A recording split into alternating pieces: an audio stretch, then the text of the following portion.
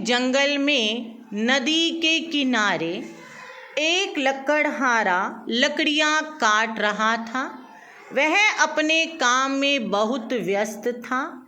अचानक क्या हुआ, उसके हाथ से कुल्हाड़ी छूटी और नदी में जा गिरी। लकड़हारा बेचारा बहुत परेशान हुआ और वह नदी किनारे बैठकर जोर जोर से रोने लगा, परेशान होने लगा।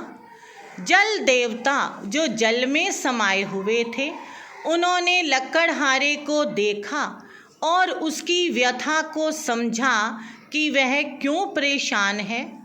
वह जल से बाहर आए, नदी से बाहर आए और उन्होंने उसकी परेशानी को देखकर उससे पूछा, तुम क्यों रो रहे हो?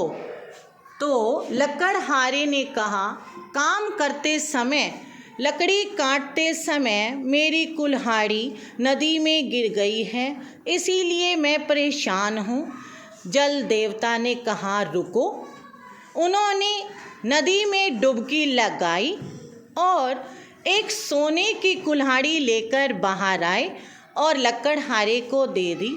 पर लकड़हारा बहुत ही ईमानदार था।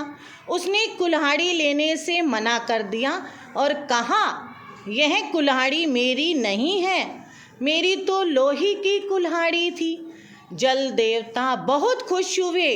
वो दोबारा से उन्होंने पानी में डुबकी लगाई। अब की बार वो चांदी की कुल्हाड़ी लाए, पर लकड़हारे ने ये कुल्हाड़ी लेने से भी मना कर दिया। कहा, ये मेरी कुल्हाड़ी नहीं है।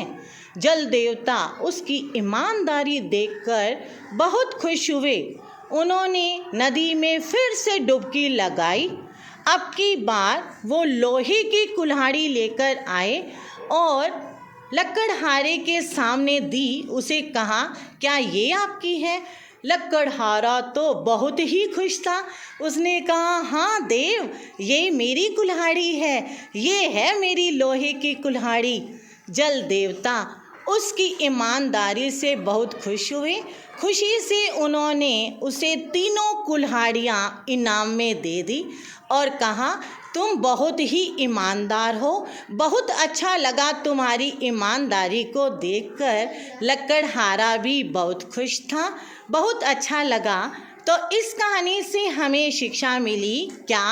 शिक्षा, ईमानदारी का फल हमेशा मीठा होता है। Very good.